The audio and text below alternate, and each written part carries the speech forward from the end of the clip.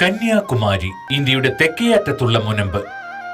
തമിഴ്നാട്ടിലെ ഒരു പട്ടണം. ബ്രിട്ടീഷ് ഭരണകാലത്ത് കേപ്പ് കൊമറിൻ എന്ന പേരിൽ പ്രസിദ്ധം.